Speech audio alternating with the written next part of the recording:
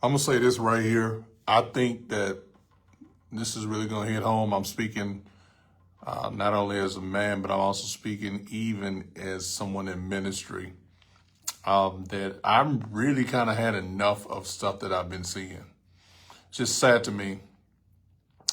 The reason why I say that is because I think faith has been utilized to keep us comfortable and not really building enough courage to stand up in the assignment that we have all been commissioned to do by God. And when I say assignment, I'm not talking about, of course, Matthew 20, verse 19, go ye therefore into all the world, make disciples.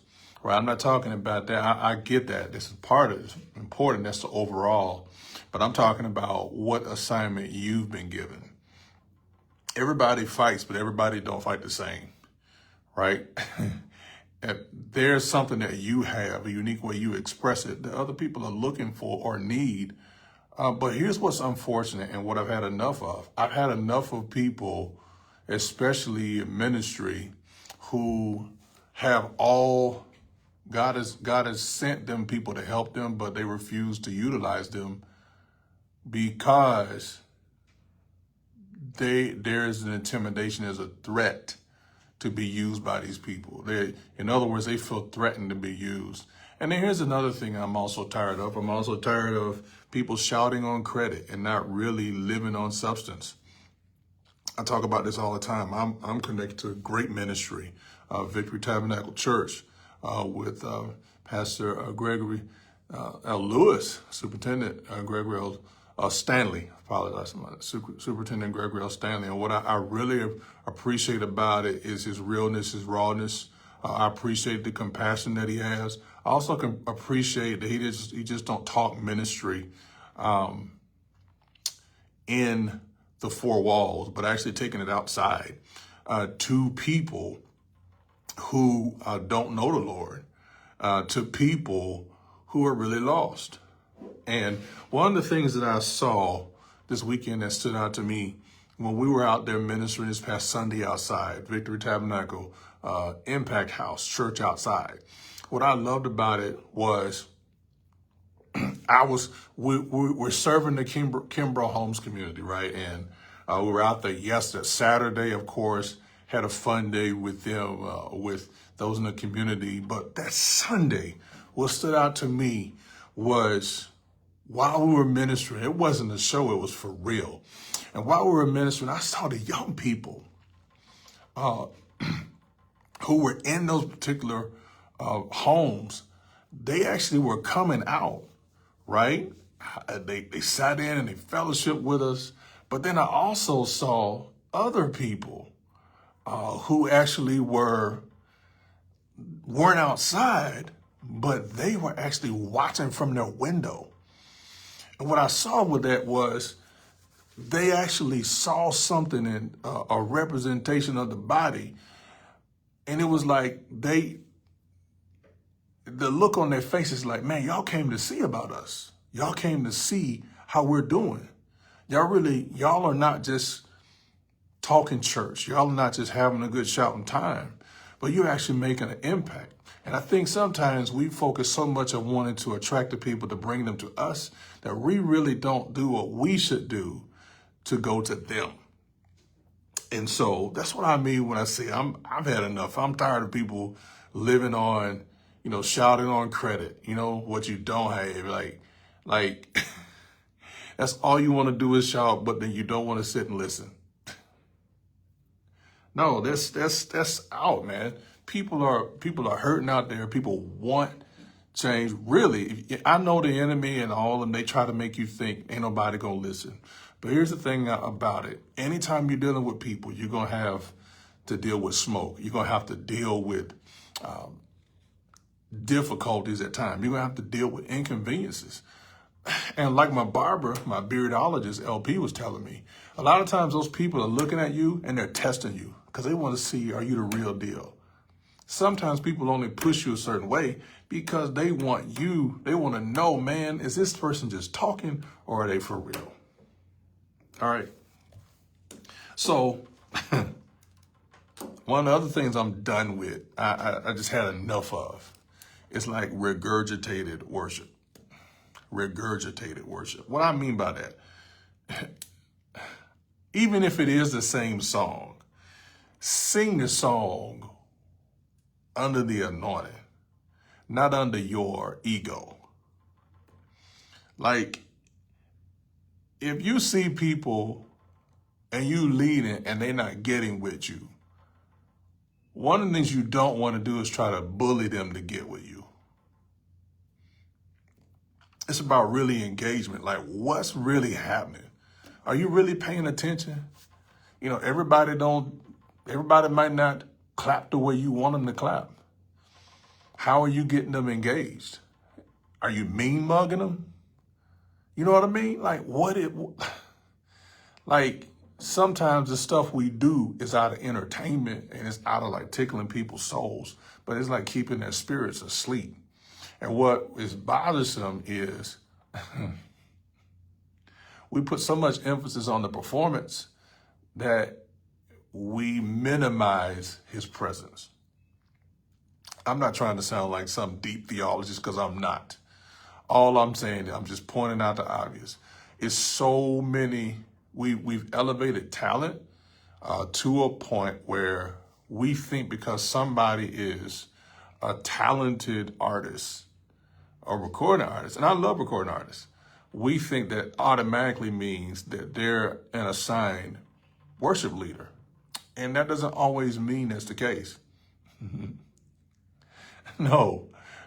Just because someone may be gifted in one area doesn't mean that they're called in another. No, it's different dimensions to this thing. Right? And here's the thing I also learned too. I'm really done with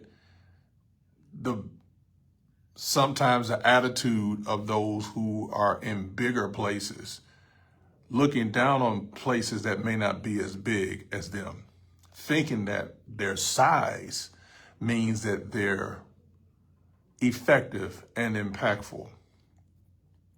Well, let me tell you that there's a difference between swelling and growing. You can look like you got it going on, but really you could be just swelling. What do I mean by that? Well, just especially if you're a musician, please pay attention to me on this. Just because a church is big doesn't mean that their budget matches what you're worth or what you should receive. Because I know most times when musicians go into a church, you look at it and you see the size of the building and you think, well, the size of this church tells me that they have what is required for me to be here. Not necessarily so. I'm seeing churches that are pretty big where I am, but they don't really value you as a musician or a minstrel. They tolerate you, right? And here's the thing I've learned also, that you get what you negotiate, right? And so if you settle for that, then that not only says something about them, it says something about you. And so what I'm saying is they don't value, you think because it's a big ministry, that means a big thing to you. Sometimes you'll be amazed. God will actually put you in a smaller ministry that you think, or that ministry don't even look anything like what you expect. But God could possibly do more for you because you're in position in the place that he led you to, which may not be as big as your eyes think. Okay, now here's what I'm not saying. I'm not saying that God will never call you to a big church. I've never said that. I've been a part of a big church, right? But here's the thing about it. I found that most times people would rather hide than build. I found that most people would rather be comfortable in a place that doesn't challenge them than in a place that really they can't hide behind, but it calls them out or calls them up to build. And one of the things that I've learned, even being, even at Victory Tabernacle Church, is people like looking at the external and they're like, this proves that because I'm a part of this big ministry, that I'm somebody. But if your identity is based on the size of an edifice or if your identity is based on the size of where you go or where you're planted, then you really don't know who you are. Because the size, I don't care whether it's a big place or even it's a small place, wherever I'm assigned, impact is made. And that's not an arrogant statement in me. That's confidence in the one that made me. Because I understand that what he gave me is unique. And so here's the thing about it. I've had to walk away from ministries, right? And here's the thing. I can walk away from a ministry. I don't have to badmouth the ministry. I don't have to talk down about a ministry to make myself feel good. No. God has helped me grow to a point where even if I walk away from a ministry, I can smile at the people I walk away from.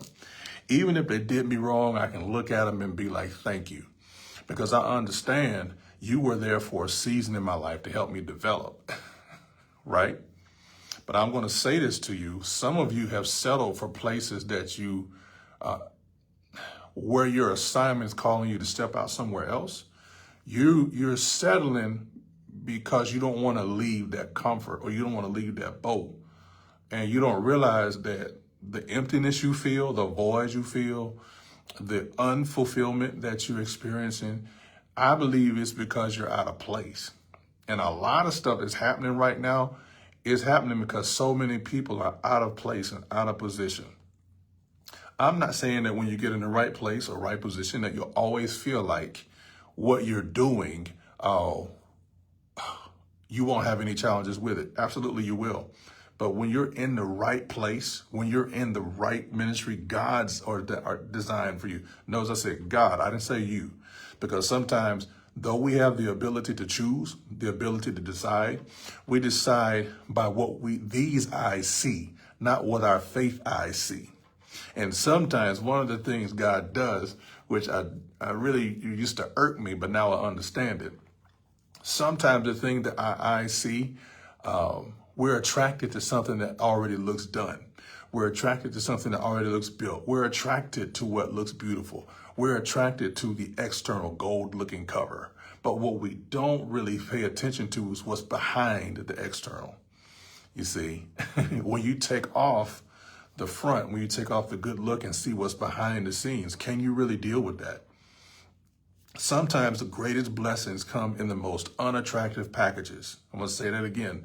Sometimes the greatest blessings come in the most unattractive packages. And where God is sending you, you may think it's unattractive to you, to your eyes. But again, where he's sending you is a greater reason for that. Case in point, Naaman, right? Naaman wanted to get healed. Naaman had, I believe, leprosy, right? And Naaman wanted or felt he was entitled to get healed the same exact way like when Elisha touched everybody else to get healed. Oh, I heard about Elisha. He should come to me. And he should come heal me the way I think he should heal me. That's how many of us think about when it comes to what's been prepared for us. We think God is supposed to do things the way we want, not realizing we're supposed to yield to what he's already prepared. So we have a Naaman mentality where we think God or whoever he's assigned or wherever ministry, whatever, it's supposed to just drop in my lap. And the truth of the matter is, ladies and gentlemen, it's not going to drop in your lap. The truth of the matter is you're going to have to go dip in the nasty Jordan River like he did. Now, maybe not literally, but you are going to have to dip in the nasty Jordan River at some point. Whatever that Jordan River could be for you. It could be the Jordan River could represent for you something that you don't want to die to. Something that you're holding on to, but you don't want to let go of. But you got to let go of that comfortability to really dip. And so you can come up courageous. What is that? Do you know? So many can have a Naaman attitude like I'm entitled for things to work this way, but you haven't been positioned to be empowered to do it God's way. And some of us have been so comfortable in our places so long that when things get shaken up, instead of us moving by decision, we're forced to move. A lot of these things God has told all of us at some point, but we did not move because it didn't look like what we wanted. We've had this utopia, this virtual reality, right? That says this is, especially for someone that wants to get married, right? You see people like us, and I say us, me and my wife have been married for 24 years.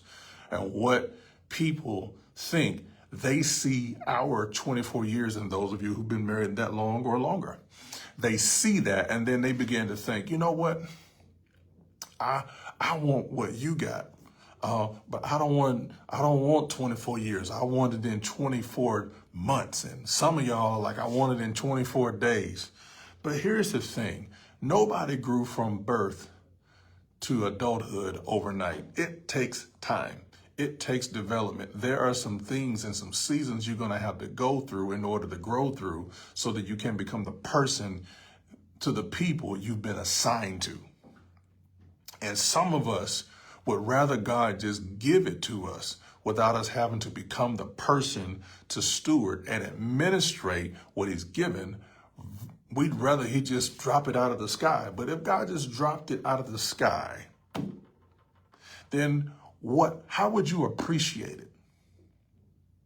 And that's another thing I've had enough of, is we have been so caught up on, yes, I get the result, I get the finished product, but what about helping people become the person in the process? I know there's that word process again. Oh, that's not a pretty word. I get it. I understand. But the truth of the matter is, you can try to speed the process. You can try to skip the process. But here's the thing. You're going to have to go and grow through the process.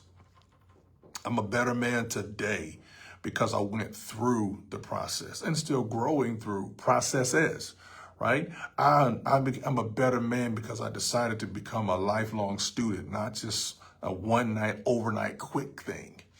Because I understand that I can do the work, but if I don't become the person to do the work, then when I do the work, it won't be lasting. You see, I don't want to be a one-hit wonder. You shouldn't want to be a one-hit wonder where you get to where you prayed for, but you were really not prepared for it. And so what was supposed to be a blessing to you really becomes a burden to you. Don't want to do that. You see what I mean? These are things I'm sharing with you that I've kind of had enough of. It may have seemed more comprehensive. You know, like I said, shouting on credit, not living enough on substance. I also said about the regurgitated worship, people coming, just doing things out of routine. And here's the thing, let me say about that. You know, I get the technology. I get the tools. But the issue that I'm having with the technology and the tools is that instead of them being used as a leverage and as a tool, we've relied on them as a crutch. Again, I appreciate technology for the accessibility and how it helps us leverage things and save time and get things out a bit faster. But sometimes if we're not careful or not very watchful, we'll idolize technology to a point where we trust the simplicity of technology, but we do not trust the revelation God gives us. You see what I mean? I get it. We want convenience, but there's some things that are gonna come out of process that convenience ain't gonna help you. I mean, you become the person who can steward the tool, yes, but if you don't have God, if you don't have a relationship with him, the tool uses you. You see what I mean? And some of us, I get it. I'm going to use AI. I talked about it in a video I just did. Look, I appreciate the tool. I'm thankful for AI, but here's the issue that I have with it. And I had a friend of mine, I was on her show a while ago, and we're talking about that. She mentioned about AI preachers, right? And so what she's implementing with AI preachers is, instead of getting the word from God that he wants to minister at that particular time for the people that you're ministering to, you go check the AI and you have AI create entire messages for you. And then you try to read and prepare the message from AI instead of like having the message from God. And then yes, you could utilize AI to help formulate your message into an outline or a framework, right? But to have a whole entire message scripted, and that's the thing. things are so programmed, things are so technical, and it's become so scripted that it's kind of hard for people to tell the real deal, right? It's like, is this making sense? I'm going to wrap up here in a minute, but it's just what it's also like. It's like focusing again on the performance, the technicality of the performance, which could be you're focusing on every minute. Things got to happen at this particular minute. This is what has to happen next. You got it all written out. You got it all planned out, right? But here's the thing I want to tell you. What if God himself wants to come and interrupt that which you wrote out? And here's the thing about it. What if he wants to interrupt that which he helped you write out while you were studying, you and him, without the audience that you're ministering to? Yeah, and sometimes I do it on the videos. It depends on what I'm teaching, right? But I'm just sharing. Obviously, something has to be said. Even if I have my notes, there has to be something said by revelation, not just by conversation, not just by information. Yes, we are sent to inform people, but the thing is, you can have all the great tools, you can have all the stuff, but if there's no revelation, if there's no insight, if there's no God breathing on it, it makes it completely, it's useless. Because what we do, or what we are doing, is tickling people's souls and keeping their spirits asleep. And then, here's the thing about it. Here's something else that I'm really kind of had enough of.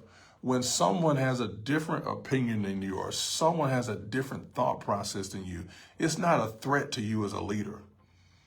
It could be something to help expand your capacity to think. But if you think, well, you're coming against me and, I am God to you and all like that. Well, first off, you're not, but I respect you as a leader. But here's the thing. There are things God can send people your way to help you expand your capacity that you probably weren't even thinking about.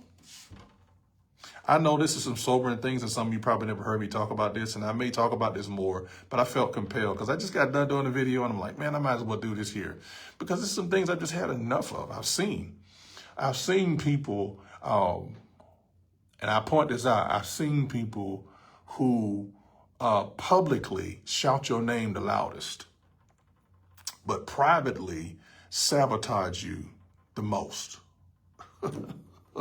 Say it again. I've seen people shout names, your name, my name. I've seen them shout. I've heard them shout someone's name as if they are celebrating them publicly. But privately, they're sabotaging them because they want what that person has, or they're envious of the fact that that person's getting some type of attention that they fought hard to get but didn't receive. I'm to a point where I'm tired of jealous people. I understand. I love people, yes, but I also, just because I love you doesn't mean I'm not tired of certain things that are being done. And I'm tired of I'm tired of the slickness of jealous people. Look, and if I discern that you're jealous of me, I'm still going to love you. I'm still going to shake your hand, right? But you better believe you're not going to have certain access that you once had. Because now I realize that if you play in my face that you care for me, but really you're in my face to trick me. What you've done is you've demonstrated that you all along, through that fake smile, was utilizing your fake smile to flatter me, to let my defenses down, to let you in, and let you infect and contaminate my thinking. See, I'm like this. I can say this. Why is it that it's more sneaky people in the church and body of Christ, more so than even people who don't even know Christ? In fact, maybe I might be by myself, and if there's you let me know. But I'm thinking sometimes it seems to me the people who don't know God can be more real with me than people in church who say they do. You see, if I was to do somebody wrong in the world or miss it, they'll be big enough to confront me. But I've learned and been in church all my life, and I've seen it. People, rather than coming to you they will rather go to a third party and they would talk to that third party about you rather than having the courage to talk to you. Is this helping somebody? I get tired of that. And then here's the thing. When you do ask for help, then people are shocked at you asking for help because they're like, no, you can't be asking help about that, because they assume, no, I'm asking help because I need help. But here's the thing, and here's the culture that we've created. I see you, Brendan. Here's a culture that we've created at times. We say, let's keep it real. But then when people keep it real, then all of a sudden we move the goalposts. Then all of a sudden we say, I didn't mean keep it real like that. But wait a minute, you said keep it real. So now that I'm keeping it real with you, but now all of a sudden you're going to get political with me, and then you're going to talk to your board or talk to whoever, and then y'all going to sneak this, go behind, and then create a scenario for people to change their view of me so it keeps you in control. I'm talking with you all right now on some things I've seen and some stuff I hadn't said, but I'm saying some of this stuff today. I'm also tired of the control games. When you have God send somebody to help you and they're creative, and I've seen it happen. It's happened to me. Well, they say, man, yeah, come on. Yeah, man, be you, man. Do what you do, man. That's what you say, right? But then the moment you start being you, who God made you to be, and you helping the people, and then watch this, then the impact that they start seeing as far as the response or engagement you have with the people, now they think you're trying to take their place. And so now they're going to lie to you and be like, man, I believe in you. But really that's what they say in public. But private, what they're saying is, man, I don't believe in you at all. In fact, you ain't as effective as you think. And what they don't realize is you're not even chasing the position. You don't care about the position. It don't mean nothing to you. It means the position means more to them than it does you. But how come it is that when you chase a position, when you don't chase a position, and you like David was in the forest, David out there in the woods, he wasn't even thinking about he wasn't even invited to the coronation for Samuel to select the next king. But he was in the wood out there watching the sheep. And just so happened that as he's watching the sheep, the person who was in authority was looking at the people that his dad put up, which were his brothers, and not one of them was chosen.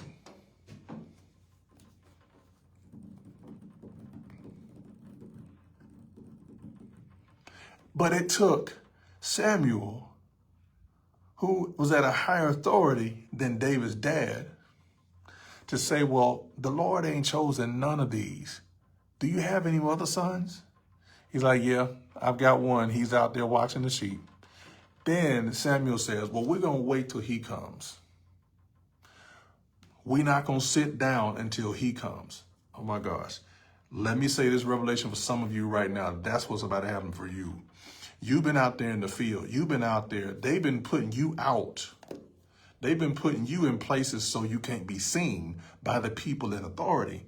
And so they think that they're hurting you. But while you're out there, you're working the craft that God gave you, even out there in the field. And all of a sudden, it's going to be to where the people who tried to hide you will no longer be able to deny you, because God's going to send somebody who is going to see beyond the front that those above you tried to keep you suppressed. They're going to look right through that, and they're going to see you. They're going to see the anointing on your life. They're going to see what God is with you. Though the people lied to you to make you think it was something wrong with you. Now, I know I'm talking right. You see, some of you are like David. I'm like David. And I talk about that with my pastor all the time. He and I are both like Davids, right? Because People have tried to hide and dim your light because your light outshines their spell. Your light outshines their spell of control. Your light outshines their deception of control, making people, they are propagating themselves to be higher than you. So in other words, what you're saying, God has made you like a King Saul, right? And you have that anointing on you, and you are dealing with Saul's spirits who despise the David on you. Yeah, you do. I know. Some of y'all so technical, and you'd be like, well, you got to say this many points a certain way in order to be effective on the YouTube, all this Facebook and all. I get all that, but right now I'm just talking to you straight. Not saying that I never talk to you straight, but I'm really telling you some things that I really have had enough of. I've had enough of the control games. You can't sit there and lie to me and tell me I'm not telling the truth, because I know there are control games, and I know that there are leaders who are control freaks. I know it. I've been in this all my life, most of my life. And I'm telling you, most of these leaders, not some of these, I'll give the benefit of the doubt. Some of these leaders are just control freaks who say they want your best interest at heart, but they're using that to weaken you from seeing who you really are. See, a true healthy leader is not intimidated by those they lead. In fact, they position and empower those they lead to go further than what they've done. Yeah. And what I'm telling you right now, you can take this how you want to, but I'm telling you, you cannot I believe, I'm about to say something. If you keep trying to control the gifts that God has positioned to help you flourish,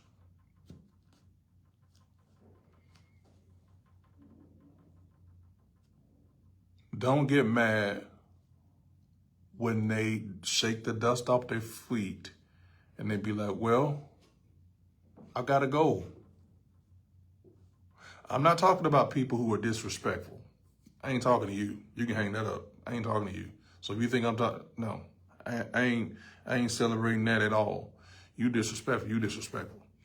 So don't even try to come in this conversation.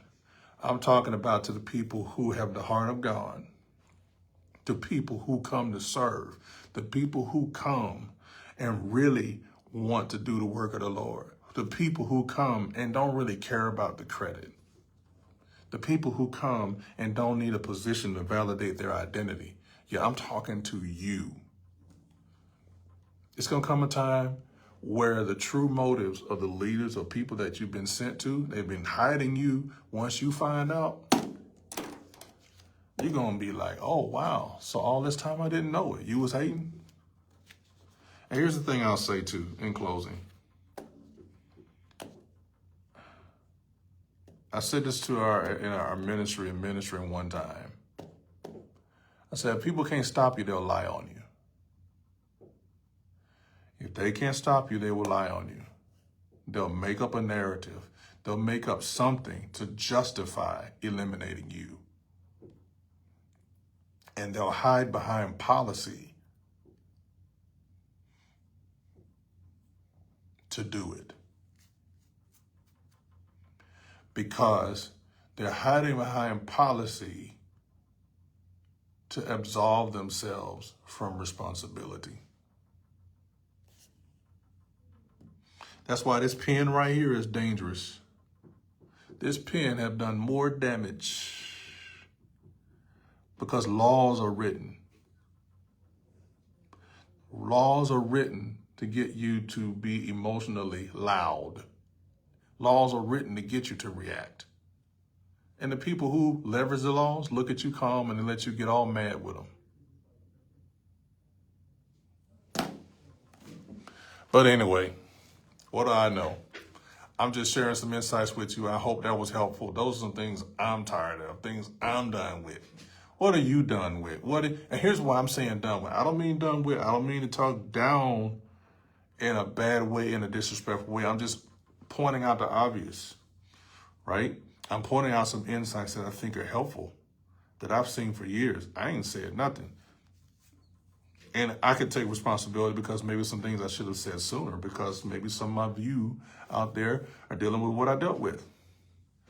I know about I've seen it behind the scenes as a musician in church. Let me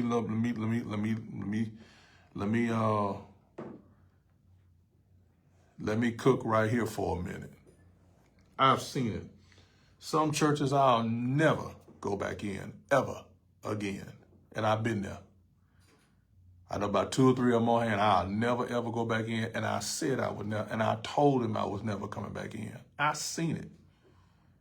The stuff I see behind the scenes, I have seen behind the scenes, is atrocious. I've been a part of ministries. They try to separate your home life and, they make you think like, well, your family's not important. No, they're very important. The family came before the ministry. The family came before the church. And they try to separate you. I've seen it, musicians. I've been there, where they make you think something's wrong with you to cover for them. And then make you think you didn't see what you saw. Oh, yeah. Oh, yeah. I've been there. There's a lot more, but I'm a person of integrity. I miss it myself. I probably got it wrong with people myself. And some people think, well, how is he saying? And I'm telling you the truth. And what I can't stand to, this is another thing. I didn't think I was going to go this long, but I'm here, right here. I'm already here. If this is helping you, let me know in the comments. So this is what I can't stand. I cannot stand when people when you make a mistake or when you miss it, they act like they never did. They act like their integrity is so impeccable. They never missed the mark. They act like they never got it wrong. And then try to magnify your missteps to cover their missteps. Now, I've seen it. I've seen it happen over and over and over again. I've had enough with it. Because I'm like, if you, and people going to be people, right? I've learned and I've grown, right? So much. I've grown probably so much. Some of you that know me, I've grown so much. And this is why I can talk like this from a healed place, not a bitter place. But I've seen it. People will talk about you to make themselves look good. And then down the road, when people find out the truth, that they were lying on you. Wow. But anyway, those are a few things I wanted to share. I pray that was helpful to somebody. Maybe some things you got to look out for, because some of you may be dealing with that. And I want to clear this utopia, this illusion that when you say yes to God, you will never have any challenges. You will never have any people wanting to stab you in the front and the back. Oh, yeah, you will. You will. I think we got to be real with people and tell them the cost, or tell them the price with the position, or the price with the assignment. I don't think we just share that enough. And that's why so many people come on social media and they present to you a side of something, but they do not really share with you the truth of what happens behind the scenes. They don't, like, for instance, entrepreneurship. People look at the glamour of entrepreneurship and Well, hey, I got my own time. I can do what I want. But let me tell you something, especially with even being in the kingdom as an entrepreneur or even an assignment that God's given you, you learn to die to yourself. You learn, I can't stress that enough. You learn to die to yourself. You learn your ego. You learn that ministry it doesn't stop with you. You learn that, yes, God loves you, but God don't owe you. No, but you owe him. You learn to yield to his will more so than your own ego. I'm telling you, you can follow all the gurus in the world. They can tell you to do this and that, right? I get it. I get the coaches and mentors. You know, I think I got a post coming out tomorrow about that. I may have said it already, but either way, if you're not careful, you can try to skip the process. You can try to follow this cheat code and that cheat code, right? But if you haven't developed and become the person, the cheat code may not work for you. You could follow the 5 steps that they tell you and it still not work. Maybe it's not that they don't work, the steps don't work, but it's some work that has to be done on you. You got to change the way you think. Because if we can't handle it at the level we're on right now, how can we handle it on the level where we're growing to? You see, you got to get rid of this microwave mentality of, it's because I say yes, it's got to be automatic. Because I say yes, like because I give, I automatically got to receive. Like just because God gave me a vision today, it's got to happen today. Like really? When I look at the Coca-Cola plant that's being built here in Birmingham, and I see it from start to finish, what I find interesting about that is it's almost complete, right? And we like to see a finished product, but we don't want to pay attention to the process from the blueprint and when it's being built. Most times when it comes to vision being built, it gets ugly. It's not always the best, right? And sometimes you want to be like, man, I want to quit this. And it doesn't happen as fast as you want it to. But here's the thing I learned about this. I learned from a man of God, Dr. Mike Moore, who said years ago, when it's your season, you won't be late. And I think many times we want to like almost have a magic wand. Once we get this vision that he gives us, we want it to like, boom, all of a sudden just show up. But it doesn't just happen like that. There are hills and hurdles that you have to climb along the way. And if we're not real with the people to let them know the pains and the wounds and the scars along the way, the betrayal, people walking out, leaving you, saying, yeah, I'm always with you, and then they leave you, you know, people praising you around other people again, but then privately they're actually sabotaging you, making you look worse than what you are. If they're not lying on you, which they will, I know you think everybody thinks well of you. I know you think that nobody will think would dare lie on you and lie on your name, but they will. They will tell you things to make you appear in the public like they're with you, but they will sabotage you in a heartbeat.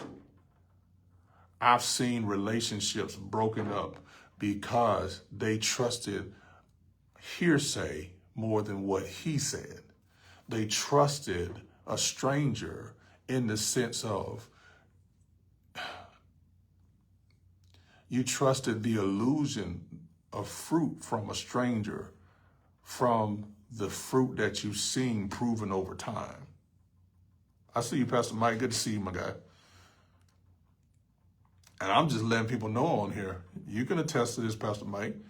You can attest that everybody we see with a camera is not who they are without the camera. And that's why I'm bold enough to come on here and say, I miss it myself. I do. And I'm quick to repent. It ain't always comfortable. And people think honesty Let me just say this. People think honesty and integrity is always you doing everything right. That's farthest from the truth. Honesty is being big enough to admit it when you miss it, right? And even when I miss it, either I call the people and let them know, or I text them. Now, if they don't want to respond to me, if they don't want to have nothing to say to me, I did my part. I got out of the way. But here's the thing I'll say. You can say what you want to say, but I know my heart is right for God. I may miss some steps of execution, but you can't deny my heart for God. You can't deny my integrity and love for God and his people. And here's the thing, I got a pastor that backs me on that. And he'll tell you. And it's been proven over time. That way you can come and try to make up something all you want. But they know the truth. Plus on top of that, I've been married for 24 years. My wife ain't gonna lie. She'll tell you I missed it. And the beautiful thing about being married to someone like that, before you come up, they know you beforehand. So that when you do come up, they know when you change. And here's the thing about it. I have not only my wife, I have my children. And they'll tell you I miss it. But we have to get out of this illusion that because you're an adult, you don't miss it. We have to get out of this illusion that when you miss it, we think our children don't see it. We have to get out of this illusion that we think helping somebody is covering up the truth to make them believe a lie. And then when somebody comes along and tells them the truth, then it hurts even more because you had the opportunity to tell them the truth, but you didn't.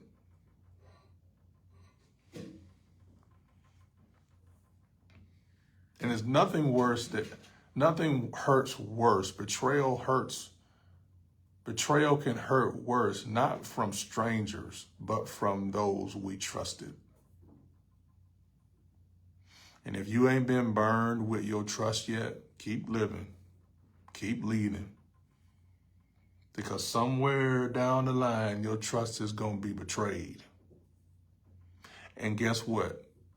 The real test of your faith is when it's been betrayed, are you going to respond? Are you going to respond out of your flesh, out of your ego, out of your emotion? Or are you going to respond or be reserved in your spirit? I'm to a point now, I didn't understand it, but I think I understand it more so now.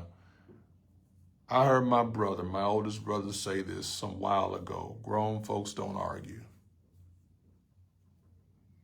And I was one that always had to have the last word. Absolutely, I was. My mama tell you. She probably jump on this live and tell you. Yeah, I had to have the last word because I couldn't let you beat me with the last word. But over time and through wisdom, I have grown to realize that I don't have to have the last word to win an argument. In fact, sometimes me being quiet speaks much louder than me trying to fuss and convince you. I've learned to be quieter.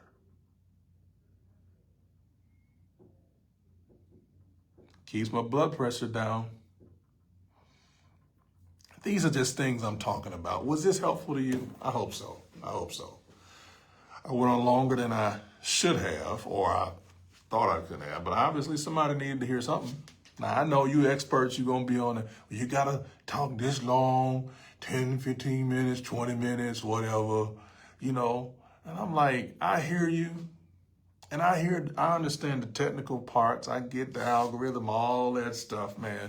But sometimes I realize, man, you just got to go. Sometimes we hold back because we're trying to be so technical and we're trying to get everything right that we can't even just go. But when you just go, you'll be amazed at who you bless when you flow. Anyway, I've said enough. Until next time, stay encouraged. God bless. Talk soon. Bye.